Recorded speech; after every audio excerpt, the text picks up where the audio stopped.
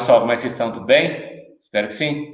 Bora filosofar? Tamo junto. Estou te convidando para a última aula de uma sequência de teóricos que a gente discute a política durante a Idade Moderna. Tá? Trabalhei já 4 pensadores importantes com vocês e seus respectivos livros. Trabalhei Nicolau Maquiavel e o Príncipe, Thomas Hobbes e o Leviatã, John Locke, o Segundo Tratado sobre o Governo, Jean-Jacques Rousseau, o Contrato Social. Hoje eu quero trabalhar o último dessa sequência, que é o Montesquieu e o Espírito das Leis. E toda a contribuição que Montesquieu tem, tanto para a França pré-revolução, quanto para as nações novas que vão surgir na América no século XIX. E se você quiser fazer esse caminho junto comigo, bora filosofar.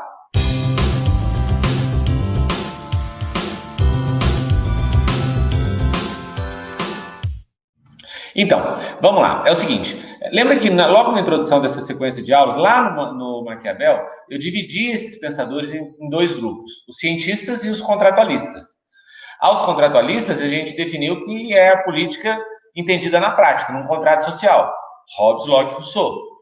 Os cientistas entendem uma tese política, propõem uma tese política a partir de uma ciência.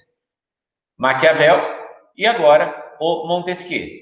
Tá? Montesquieu é um cara fundamental para a gente compreender a formação das nações na América pós-independência. Montesquieu é um cara para a gente entender as constituições que foram sendo criadas a partir dele, porque ele é um cara que se dedica muito à questão da lei e de que maneira a lei ajuda na condução da sociedade. Tá? E aí, então a gente vai passear agora na sua grande obra, chamada O Espírito das Leis. Vamos para a aula? É importante você entender que o nome dele não é Montesquieu, o nome dele é Charles Louis de Secondat. Montesquieu é como ele é conhecido na França do século XVIII. E ele vai produzir um livro maravilhoso chamado O Espírito das Leis, onde ele vai criar as bases para a formação das democracias liberais que vão se formar no mundo a partir do século XIX.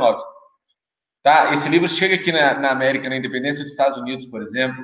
Quando a gente pega a Constituição do Brasil de 1988, a gente tem muito elemento do espírito das leis da nossa Constituição. A própria organização política do Brasil, na separação dos 3 poderes, está muito ligada a esse princípio de Montesquieu.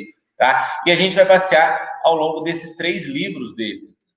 E a gente vai passear ao longo desses 3 tópicos do livro dele, tá? Onde ele vai trabalhar o princípio de liberdade, a origem do Estado e a origem do poder. Vamos embora? Então, num primeiro momento,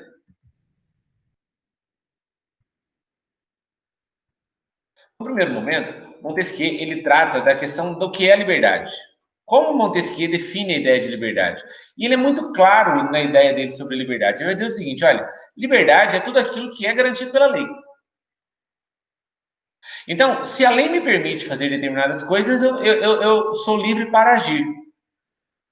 Montesquieu aqui, ele está tratando da origem das leis. E ao tratar da origem das leis, ele fala, olha, as leis, elas não podem partir de uma universalidade. Não existem leis que partam de algo geral. As leis para Montesquieu, elas partem de um fato social. Então, vejam, é necessário olhar para aquela sociedade, perceber a conduta daquelas pessoas, ver de que maneira elas encaram as leis para que as leis surjam. O que Montesquieu está dizendo nessa primeira parte do livro é o seguinte, olha, não são as leis que definem a sociedade. É a sociedade, por meio dos fatos sociais, que fazem nascer as leis. As leis, elas derivam da natureza das coisas. Quando Montesquieu entende o princípio das leis, o conceito de liberdade, ele fala, olha, os indivíduos serão livres quando eles submeterem às leis que nascerem deles mesmos. E a partir deles a sociedade se faz. E aí, quando ele está discutindo sobre isso, ele fala, olha, a liberdade política ela tem alguns perigos bem importantes. E é interessante entender que, para o Montesquieu, esses perigos da liberdade política, elas nascem da própria democracia. Montesquieu, ele é um profundo crítico da democracia. Assim como os gregos eram. Ele é um defensor da república, da coisa pública. Ele é um defensor da monarquia. E ele entende que a democracia, ela causa alguns perigos para a liberdade. Por exemplo, a democracia, na visão dele, faz com que a gente ache que a gente possa fazer tudo. E olha que interessante. A liberdade política, ela só existe se houver leis. A liberdade política só existe se tiver lei. Se você não construir uma sociedade pautada nesses dois pilares, liberdade e lei, você não tem uma sociedade de ordem. E aí Montesquieu vai dizer o seguinte, olha, nenhum outro modelo político é possível de se vivenciar isso que não seja a monarquia ou a república. No desenvolver do livro, daqui a pouco você vai entender melhor o que ele entende por monarquia. E de que maneira essa monarquia vai poder produzir essa liberdade.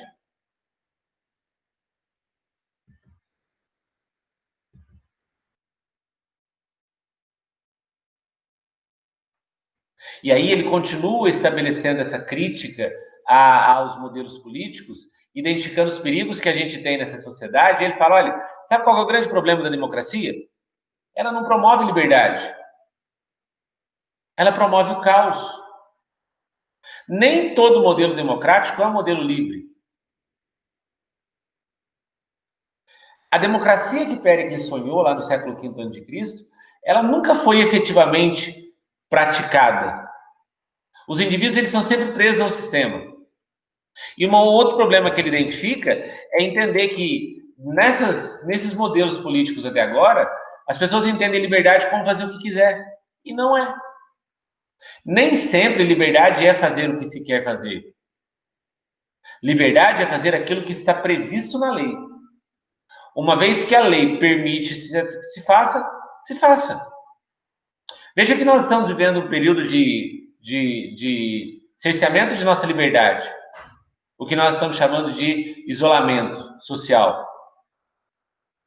E nós nos submetemos a esse isolamento. Por quê?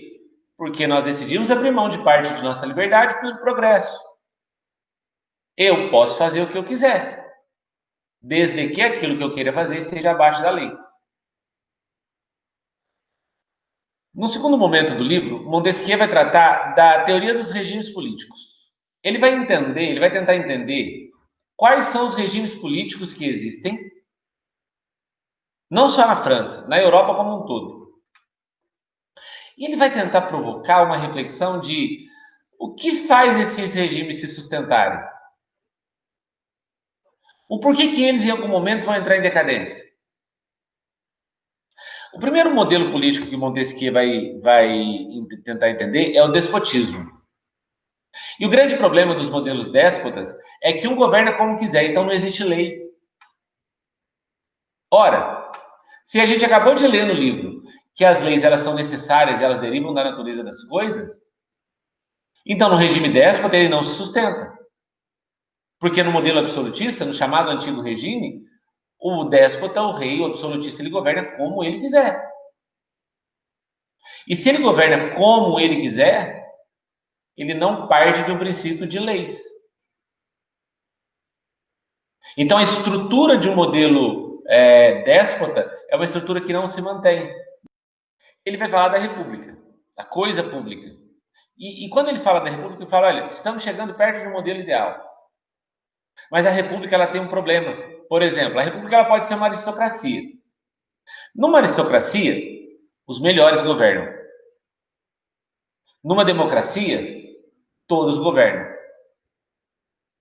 Só que a aristocracia, embora seja governada pelos melhores, você tem menos direito aos cidadãos. Na democracia, todos governam. Mas embora todos governem na democracia, você corre o risco da bagunça, de transformar a liberdade em caos. Então, a república, para Montesquieu, é um modelo real, possível de ser aplicado. Porque nela surgem as leis. Mas tanto na aristocracia quanto na democracia, a gente tem pontos falhos. E aí ele vai falar da monarquia. E na monarquia, o rei governa a partir das leis que derivam do povo e todos crescem juntos. Na monarquia, você tem a figura do rei que conduz, você tem as leis que derivaram da natureza das coisas, porque o rei vai aplicar as leis que nasceram do próprio povo, e Estado e indivíduos crescem juntos. Então, dentro de um cenário real e um cenário ideal, a república é o real. que tem seus problemas, mas já é um avanço em relação ao despotismo. E você tem a monarquia, que é o ideal. E aí, quando ele vai trabalhar essa questão do real, e aí ele vai tentar entender esses modelos políticos, ele vai tentar entender qual é a natureza desses modelos políticos. Qual é o sentimento que move esses modelos políticos? Ele vai tentar entender, dentro do despotismo, da república e da monarquia, qual é o sentimento que está presente em cada um deles. E é legal entender o seguinte, olha, esses sentimentos que a gente vai ver agora, eles sustentam o modelo político, eles mantêm de pé o modelo político. Caso esse sentimento deixar de existir, o modelo também deixa. O modelo ele só vai se sustentar se ele estiver aliado ao sentimento que rege a população. Por exemplo, quando a gente fala do despotismo, qual é o sentimento que rege o despotismo? O medo. O que mantém o absolutismo de pé é o medo dos súditos em relação ao rei. Enquanto o rei despertar nos indivíduos medo, o despotismo ele vai se sustentar. No momento em que o medo não for mais o sentimento que rege aquele modelo, ele vai ser superado. Pensem em como acabou a Revolução Francesa. Pensem na tomada da Bastilha. Aquela é a prova certa de que Montesquieu estava certo. Porque o medo deixou de conduzir o sentimento das pessoas. Logo, o antigo regime acabou. Numa república, o sentimento que rege é a virtude. E o que é virtude? Virtude é a capacidade de olhar para o bem comum. Virtude é a capacidade de pensar no bem de todos. Virtude é a capacidade do governante de colocar os interesses individuais abaixo do interesse coletivo. O que mantém uma república é a virtude. Quando não há virtude, não há república. E pessoal, vamos pensar no Brasil? Olha como que o Brasil está muito longe dessa realidade. Nós somos uma república.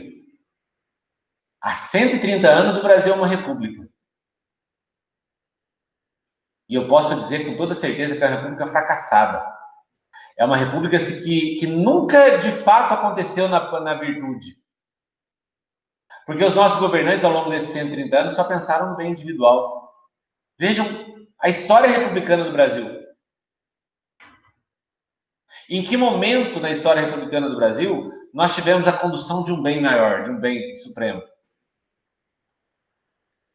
Para o Montesquieu, as repúblicas elas vão dar certo quando se pensar no bem comum, quando se pensar no interesse do coletivo. E a monarquia? Para ele, a monarquia é marcada pela honra. A honra que é o desejo de todos crescerem juntos. Você pega estados ainda hoje, século XXI, monárquicos, você pega, por exemplo, a estrutura da coroa britânica. A população ela tem na figura da Rainha Elizabeth, em toda a estrutura da família real britânica, uma honra de tê-los como governantes. E aquilo mantém. Aquilo sustenta. Então, o que Montesquieu está dizendo aqui é o seguinte, olha, se você vive um modelo republicano, que se busque a virtude. Porque sem virtude ela não vai se sustentar. Busque interesses individuais abaixo do interesse coletivo. Porque senão, em algum momento, essa república vai declinar. E o risco da volta do despotismo é muito forte. Então, busque a república. Busque a virtude. Se você quer viver no regime monárquico, busque a honra. Porque se não tiver esse sentimento de honra pelo governante, em algum momento ela vai declinar. E o despotismo tende a voltar. Percebam, por exemplo, no Brasil, logo que a República é proclamada, os símbolos que vão sendo criados. E percebam no Brasil, assim que a República foi proclamada, os símbolos que vão sendo criados, os lemas, os heróis, os hinos, os feriados civis, todos eles são com a intenção de construir uma identidade de virtude no Brasil. Para que as pessoas se identifiquem com esses símbolos. Para que haja uma identidade nacional, o que nunca aconteceu.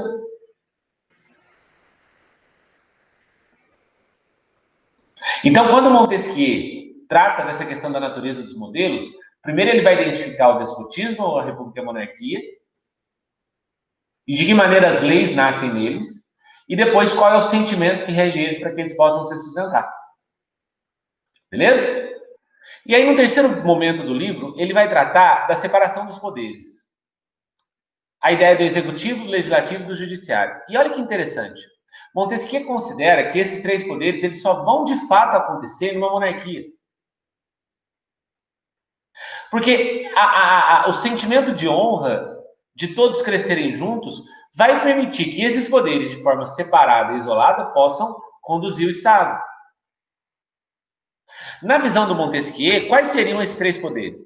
Primeiro, você tem o executivo que governa, executa. E você tem um legislativo que cria as leis a partir dos indivíduos. Lembra, as leis, elas nascem, elas derivam da natureza das coisas. Veja que o grande problema da República, voltando lá na primeira parte do livro, é que numa aristocracia, você tem menos direito dos cidadãos. Numa democracia, você tem o risco do caos. Então, as leis que vão derivar dos fatos sociais, na democracia, na república, ela tende a não ser efetiva. Na monarquia, não. Porque na monarquia, voltando lá atrás, que eu falava com vocês, o rei governa a partir das leis que nascem do povo. E quem é o parlamento? O parlamento é essa instância que fala do rei para o povo e fala do povo para o rei. Então, o parlamento ele vai ter esse olhar para que do povo possam nascer as leis. Por isso que Montesquieu defende que a monarquia ela é o único modelo que vai dar certo a separação dos poderes. E esses poderes separados vão garantir as liberdades individuais de cada cidadão. Porque nasceu do próprio cidadão. O legislativo, o parlamento, ele tem o olhar do cidadão. E ele vai poder falar para o rei o que está acontecendo e o que é interessante para o povo. E esse mesmo parlamento, ele vai ter o olhar do povo para falar para o rei o que é necessário ou não. Mas é importante você entender que esses poderes, eles são independentes. Eles são autônomos. Eles devem ser conduzidos de forma harmônica. Deve ser uma harmonia entre os três poderes. Porque aí vai aparecer um terceiro poder, que é o judiciário. E o judiciário é aquele poder que vai julgar essas leis. O judiciário é aquele poder que vai tirar do executivo o direito de julgar. Lembra no regime déspota que o rei governa como ele quiser, que ele é o mesmo que cria, ele mesmo que executa, ele mesmo que julga. Quando Montesquieu propõe a separação dos poderes, ele vai dizer não. O rei executa as leis que nasceram da natureza das coisas, dos indivíduos, que foi criado pelo parlamento, e caso essa lei não seja respeitada, o terceiro poder, o judiciário, vai julgá-la. Lembra que eu falei no comecinho da aula que essa ideia do Montesquieu ela foi fundamental para a gente entender as constituições que vão sendo criadas na América no século XIX e século XX? Pega a Constituição do Brasil, criada em 1988. A Constituição nossa, ela diz exatamente isso. Ela propõe a separação dos poderes, só que esses três poderes, embora independentes, devem atuar de forma harmônica. E veja como que Montesquieu estava certo. Nós não vivemos no Brasil uma monarquia, nós vivemos uma república. A separação dos poderes aqui no Brasil tem sido de forma harmônica e cooperada entre eles. Liga o jornal, toda hora a gente vê o presidente brigando com o STF, o Legislativo, a Câmara dos Deputados, brigando com o presidente, o STF brigando com o Legislativo, com os senadores. Deu certo a República no Brasil? Provavelmente não. E se nós olharmos à luz de Montesquieu, a saída é buscarmos um governo que seja conduzido pela honra, uma monarquia. Então, pessoal, a ideia aqui foi construir essa tese de Montesquieu a partir desses três princípios: as leis e a liberdade, a natureza do regime político e a separação dos poderes. E aí, com isso, a gente fecha esse grupo de aulas que a gente tratou de política na modernidade, a partir desses 5 autores. Vale a pena você dar uma revisada nessas 5 aulas, porque isso é o que mais cai de idade moderna no vestibular, tá? Maquiavel, Hobbes, Locke, Rousseau e Montesquieu. A partir da próxima sequência de aulas de História da Filosofia, eu começo a tratar de conhecimento durante a Idade Moderna, racionalismo e empirismo. E se você quiser fazer esse caminho junto comigo, bora filosofar!